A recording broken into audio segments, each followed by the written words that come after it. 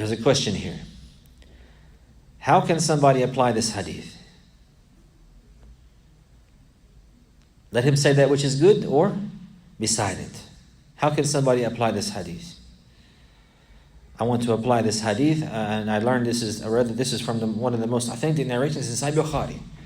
It's in Sahih Bukhari. So I want to follow this narration. I believe in Allah and the last day, so I don't want to say anything that's accepted that's good, and if it's not good, I'm going to be quiet. How can I do that? That. Allahu Akbar. هذا هو.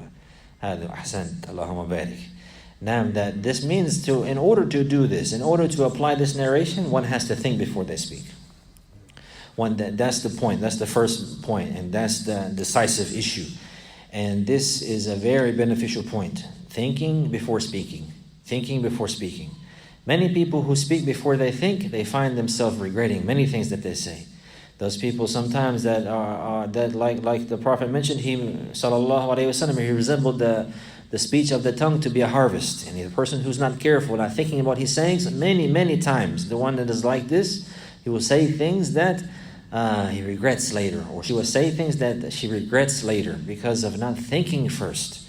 If I had only thought, astaghfirullah, like this, something that they said to their family, to their husband, to their wife, to their child, or to their companion, friend, or their mother, or their father, like this, to think first is very, very beneficial. This is the way of the Salaf. They were people who would think before they speak, following this narration. So one will think, is it good? If it's good, then he says it.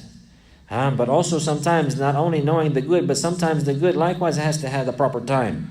So sometimes somebody may have a good word, but it's not the right time to say it. So there has to say the good, but is it also the good time to say it? And also sometimes in certain situations, sometimes maybe I'm not the right one to say it. A person also have to think like this. Definitely it's the haqq. Definitely it's the truth.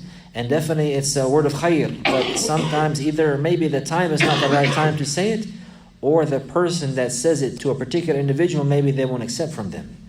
A person has to think about these things likewise before they speak.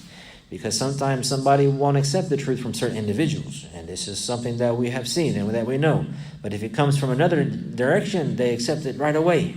So a person has to be careful and cautious. And if you think before they speak, if it's good, they say it. If it's the right time, the right place, then they say it. And they don't hold back. If they're not sure if it's good or bad, then the origin is to not say it. If you're not sure. Something that one's not sure about, is it good or is it bad? Then he will stop and refrain from speaking.